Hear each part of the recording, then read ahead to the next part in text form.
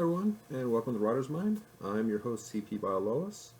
Um, it's been a busy week, so I apologize for the lateness of this. We will also have the virtual writer be coming out later tonight as well. And now when I'm beginning writing a short story with everybody, I only just get the beginning of it, get into details about how to set it up, what my process is, different things like that, and discuss various topics. Um, I am considering maybe alternating weeks with these. Like maybe do that one every week, but maybe every week with this one. We'll see how it goes. Um, that's a problem for the future. I just want to give a quick update on that. Um, what the topic is for the day.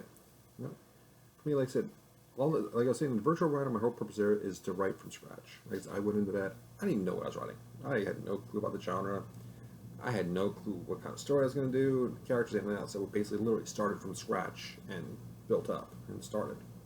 So that brought up a great point because again, I'm thinking for that one, it's a short story. Because before I was doing the story of days, which takes 5-10 minutes to do usually for me anyway. It's like I usually come up with ideas.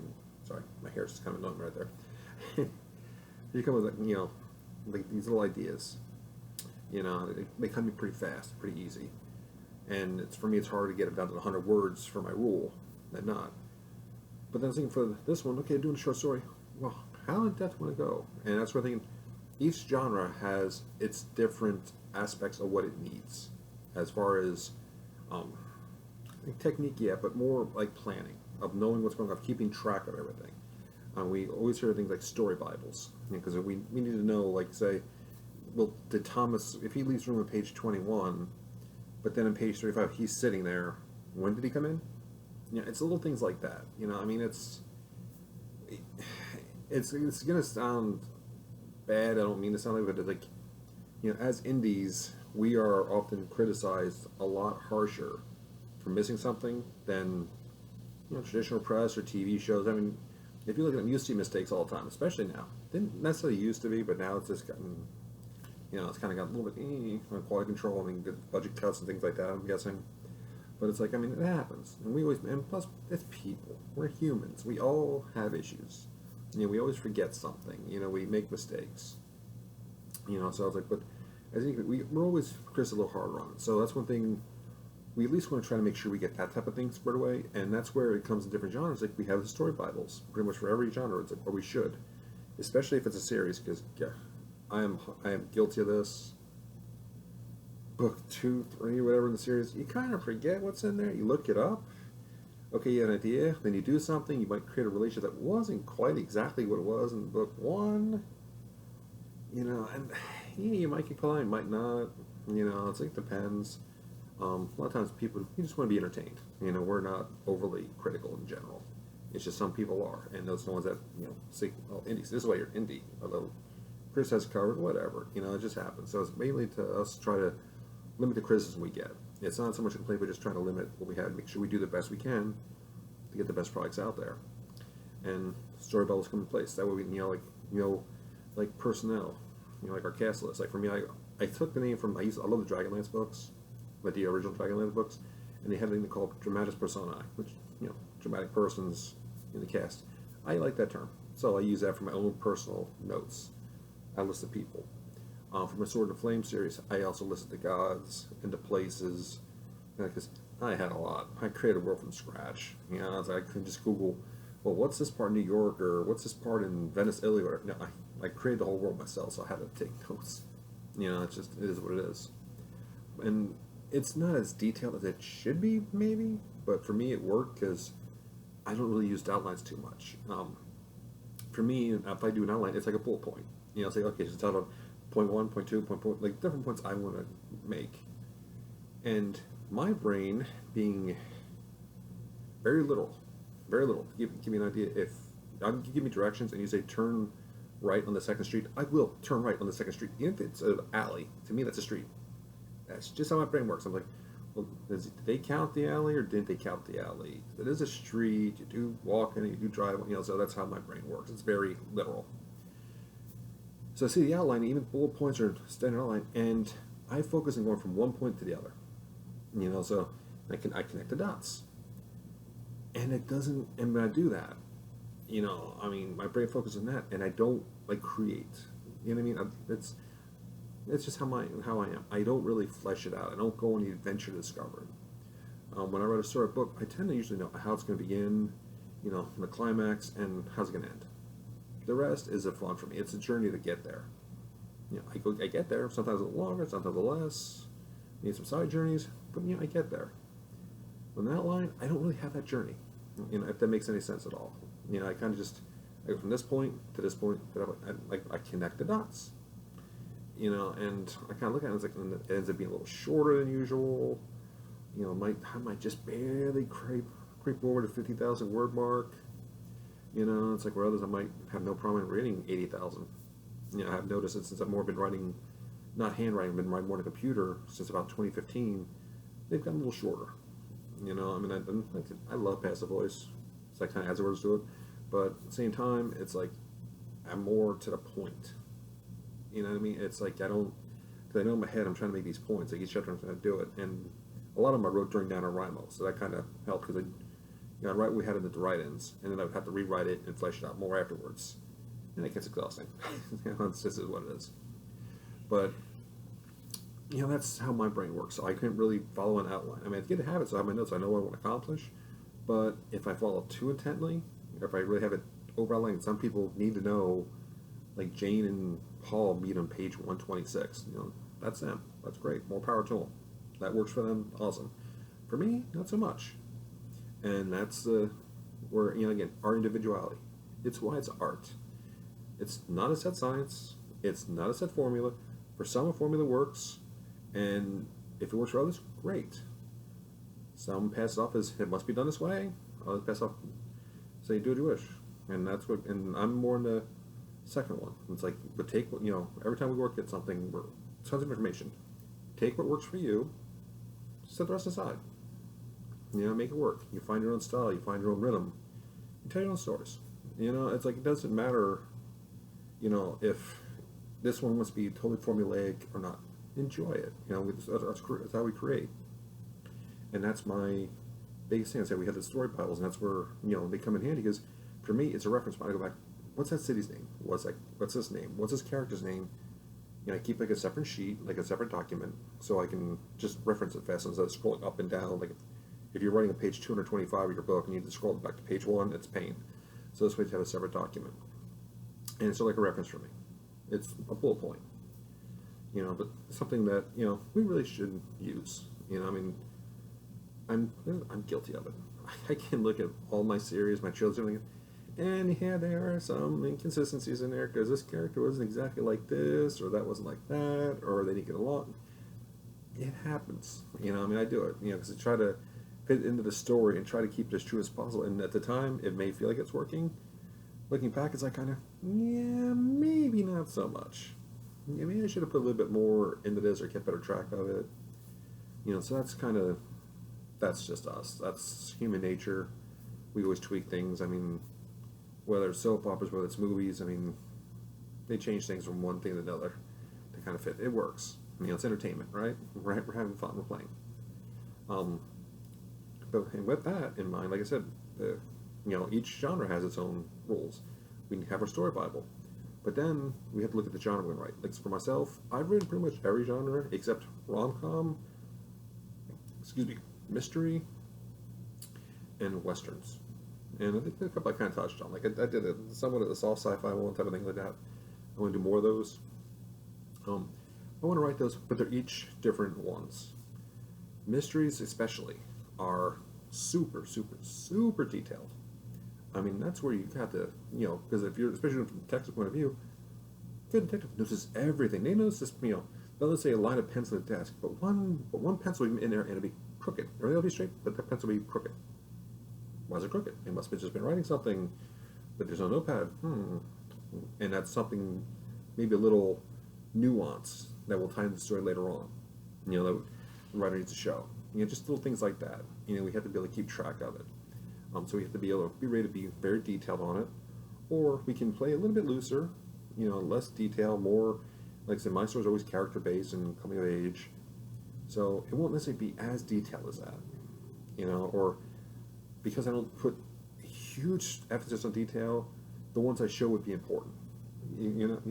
some people will, like Tom Clancy, will throw in like 10,000. He would throw in 10,000 things. I remember I forget which book it was in his, but Japan, I think terrorist attack, or was it? I forget what it was, but someone had a homemade bomb, and he took I think 9 pages to go from the point where they pushed the button, the big red button, to when it went boom was like 9 pages of explaining the chemical reactions and mechanical reactions and everything else that caused the boom.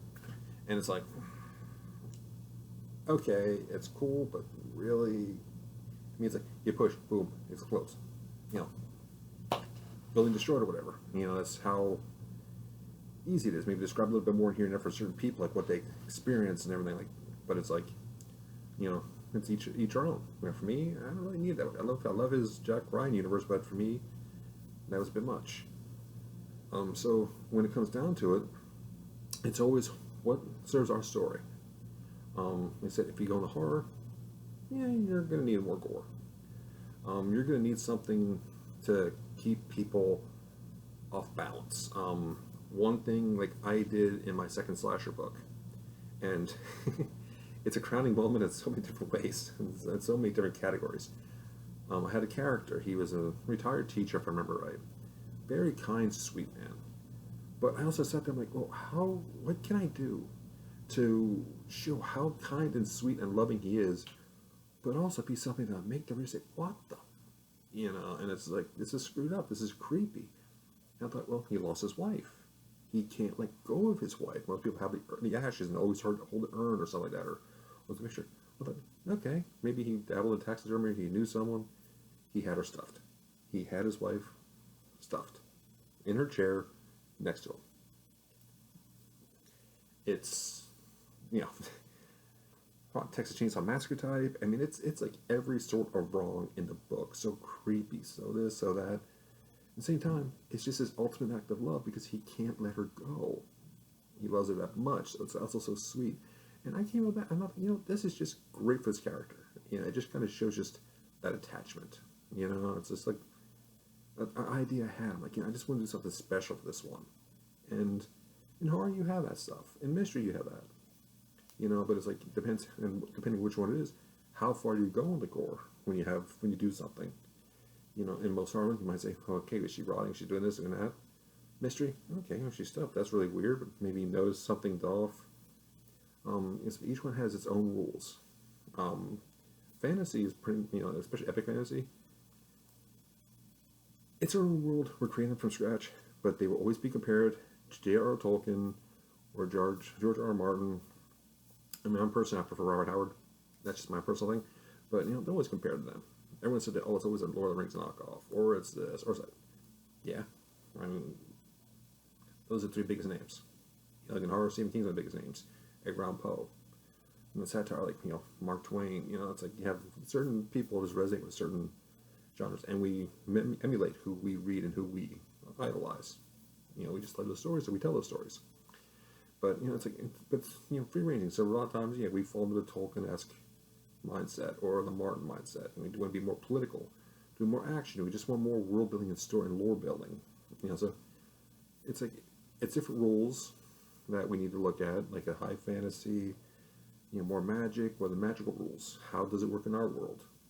We have to make it close so that people recognize it, that read the genre. Like, oh, okay, that's how it works. Okay, that's cool. So it's, every genre has rules. And that's the thing. It's like, I'm not known for playing with the rules and within the rules, very much because I put everything in my books. It's always like a little mystery, a little horror, a little this, a little that, because I dabble. But that's one thing we always have to keep a track of. It's if wherever we're going to write, I'm firmly believe that's what we should read. For mystery, Sherlock Holmes. I'm a huge Sir Arthur Conan Doyle fan. Sue Grafton, another huge fan of hers. For her Alphabet Up, Kinsey Mahone Alphabet Detective series. Another one, I can't remember the author's name, but Miss Franny Fisher, I believe, Miss Fisher's Mysteries, I think it's called. It's actually a TV series they did out of Australia for a while. She's got a series of books. They're awesome. I mean, it's great. I mean, the show is very, almost like spot on perfect for each of the episodes. Like the first season with each book. Each episode was based off a book. and it was like really, really close, really tight knit, really well done. You know, both books and that. So it's whatever we want to write. I really think we should read that. We should watch shows or movies of that genre because it give us ideas. Just get us into, if nothing else, not even give us ideas. Just get us in that frame of mind. For me, it's that frame of mind. You know, because we're watching comedies. Like I said, we're watching John Candy and Dan Aykroyd. No, that's not exactly going to translate too well into a murder mystery. You know, I mean, at least for me. At least for me. I gotta watch some or listen to music that kind of brings it out. Like say the Twin Peaks soundtrack, or if I'm doing a sci-fi one, you know, like say Pacific Rim soundtrack. You know, it's like just something that just kind of get us in the mood for the feel.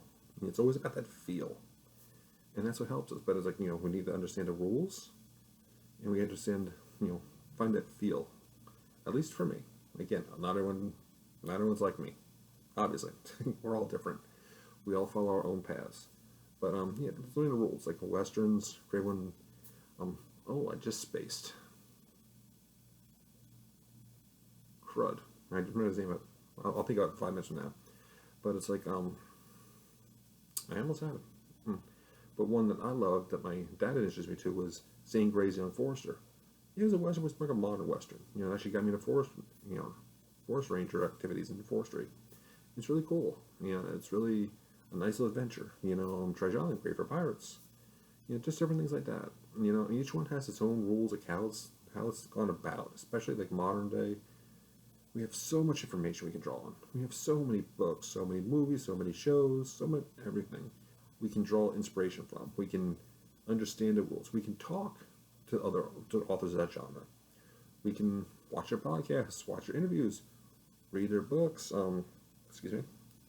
You know, we do our own research. You know, so yeah, whatever we want to write, we can write anything we want to write. It's not so much write what we know because we can learn it when we research it. But it's also important for us to talk to the people that know about that, know about those lifestyles, know about that era, whatever. I mean, study the books, study documentaries, shows, everything. We can talk to people too. You know, talk to people that actually understand that. They can give us another perspective that we may not see on the documentary or in the books. You know, that actually help us. Like, hey, you know, that's a cool idea. That's a great perspective. You know, so, I mean, it's all about research. Writing's always research. You know, it's something we just can't get away from no matter how hard we try. Trust me, I've tried. You know, it's like I know what I did, like I bet you I'm going to do. I know a lot of stuff, and like a lot of stuff, but then there's things I don't know, so I have to research them. You know, so I mean, you got to learn our rules and have fun. I mean, we are writers, and as writers, this is our excuse to play like kids. It's adult playtime. So let's embrace it. Let's have fun. Plan rules. Break a few here and there. Stretch a few. Do what works best for our story and for what we want to accomplish. But you know what?